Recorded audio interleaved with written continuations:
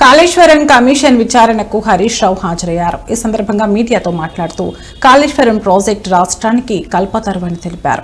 విచారణ కమిషన్ కు దుష్ప్రచారాలను వివరించి వాస్తవాలను తెలియజేస్తామని ఆయన పేర్కొన్నారు.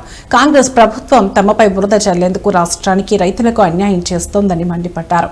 మీ రాజకీయం కోసం రాష్ట్ర నీటి హక్కులను కాలరాయొద్దని ఆరోపించారు. అంతిమంగా న్యాయం గెలుస్తుందనే నమ్మకం ఉంది అని హరీష్ రావు తెలిపారు. వాస్తవాలన్నింటినీ కమిషన్ కు తెలియజేస్తాం. సో మా దగ్గర ఉన్నటువంటి పూర్తి సమాచారం అన్ని విషయాలను కూడా కమిషన్ దృష్టికి తీసుకువెళ్తాం. గత కొంతకాలంగా కొంతమంది వ్యక్తులు, కొన్ని పార్టీలు వాళ్ళు ఉద్దేశపూర్వకంగా బీఆర్ఎస్ పార్టీ మీద రాజకీయ కక్షతో బురద జల్లేటువంటి ప్రయత్నం చేస్తా ఉన్నారు. వాస్తవానికి ఒక ప్రభుత్వం విద్వేషంతో కాదు ఆలోచించాల్సింది, వివేకంతో ఆలోచించాలి, విజ్ఞత ప్రదర్శించాలి.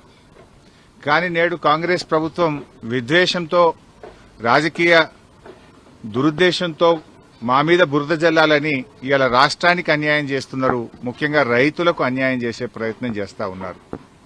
నేను ఒకటే కోరుతా ఉన్నా, విజ్ఞత ప్రదర్శించండి, వివేకంతో ఆలోచించండి.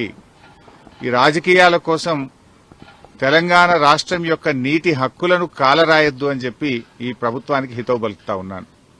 సరే, అంతిమంగా ఎందుకంటే మాకు రాజ్యాంగం మీద, దేవుడి మీద నమ్మకం ఉన్నటువంటి పార్టీ, అంతిమంగా న్యాయం గెలుస్తుంది, ధర్మం నిలబడుతుంది, వాస్తవాలు ప్రజలకు అర్థమవుతాయి.